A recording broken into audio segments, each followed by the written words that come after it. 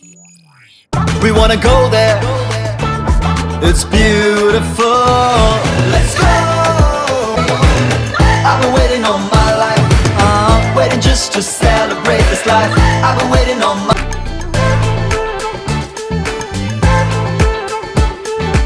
Celebrated with the big, bold, beautiful Nissan Magnite.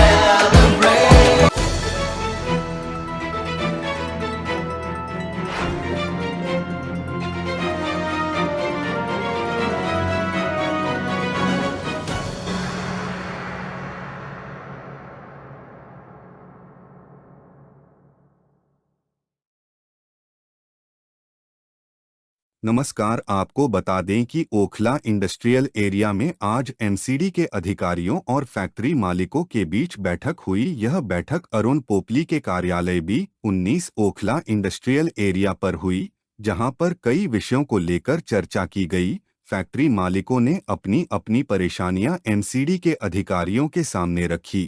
Road का टूटना, नालों की ठीक से सफाई न करना, गंदगी को समय पर न उठाना, फैक्ट्री के बाहर शिवर का गंदा पानी बहना, साफ सफाई की व्यवस्था ठीक तरीके से न होना, बेसमेंट में पानी का भराव और बहुत सारे मुद्दों पर आमने सामने की वार्ता हुई। कई मुद्दों पर एमसीडी के कर्मचारियों ने कार्रवाई का भरोसा दिलाया और कुछ मुद्दों पर ठोस कार्रवाई करने की बात कही। तकरीबन 32 कंपनी के मालिकों की मौजूदगी में यह सारी वार्ता संपन्न हुई। देखिए पूरी रिपोर्ट। नहीं, देखो, मीटिंग आज हमारी बड़े पॉजिटिव नोट पे हुई है और हमें उम्मीद है कि रिजल्ट निकलेगा। लेकिन एक्चुअली ओखला के अंदर प्रॉब्लम बहुत ज़्यादा है।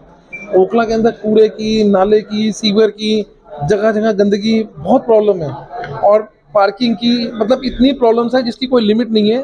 तो आज हम लोगों ने काफ़ी टाइम से बहुत ज़्यादा कंप्लेंट्स आ रही थी और बारिशों में ये प्रॉब्लम बहुत बढ़ गई है। लोगों की बेसमेंटों में पानी बहुत चला गया है, नाले साफ़ नहीं हुए, जो सीख पड़ी हुई है वो उठी नहीं है तो दोबारा वो बह गई है। पीछे आपको पता ही होगा कि ओखला अंडरपास के अंदर भी 10-10 फुट पानी भर गया था और एक बंदे की डेथ भी हो गई है।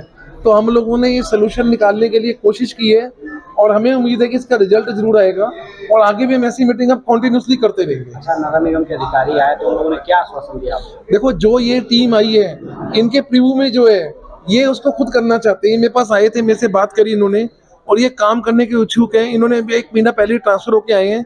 इन्होंने मेरे से डिटेल में डिस्कशन की है, हमारी प्रॉब्लम को समझा है। हमें लगता है कि 1-2 महीने के अंदर इनकी परफॉर्मेंस नजर आनी शायद शुरू हो जाएगी। तो सर, इतना नुकसान होता है कि गारमेंट एक्सपोर्टर जैसे यहाँ अभी हांडा जी खड़े हैं, जेट 38 वाले, उनके पीछे कोई बाहर से बाहर आया था, उनके बाहर ही पानी इतना बह रहा था कि बाहर वापस चला गया, वो आया ही नहीं उसके बाद दोबारा।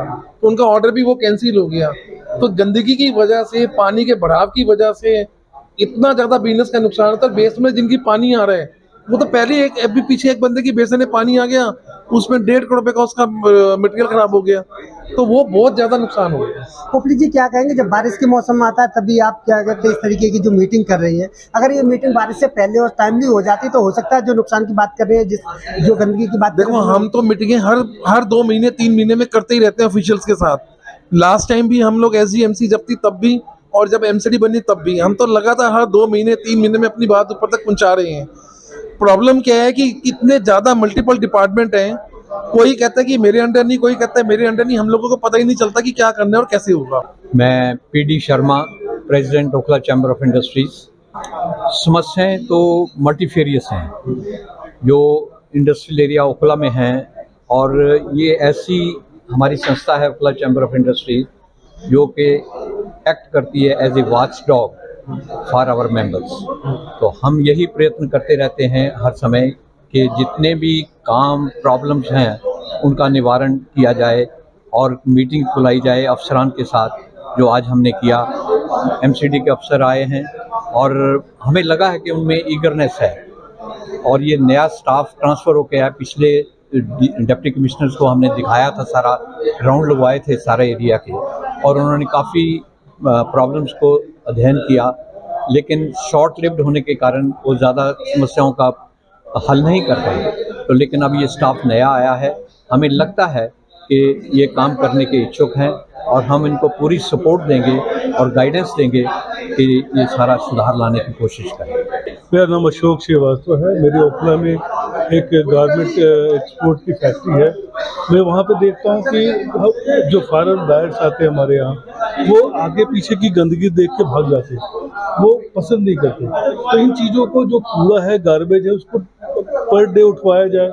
इसके लिए जो पोपली जी ने जो एफर्ट किए हैं, जो मीटिंग बुलाई है, मुझे लगता है उससे काफ़ी फ़ायदा होगा। लेकिन आगे देखते हैं कि इससे क्या हो सकता है।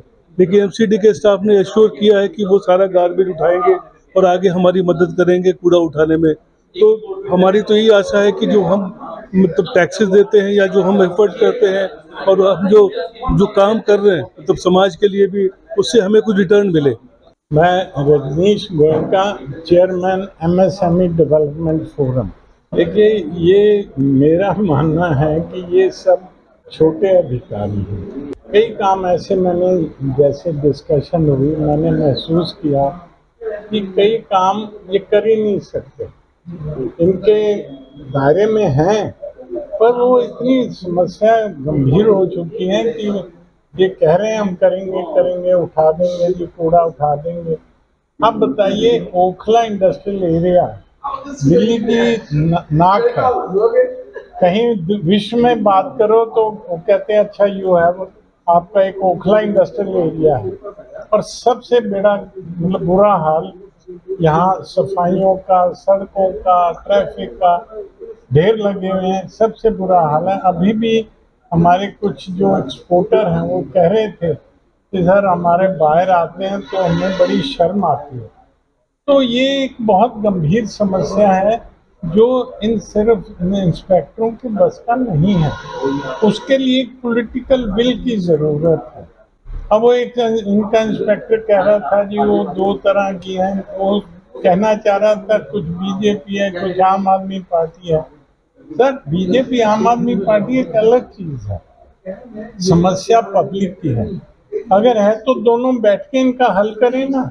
अगर कहीं है तो हम जाके इन दोनों को पकड़ेंगे कि भैया आप बैठो, अपनी पॉलिटिक्स करते रहो, पर पॉलिटिक्स में इंडस्ट्रियलिस्ट आम आदमी क्यों पिसे।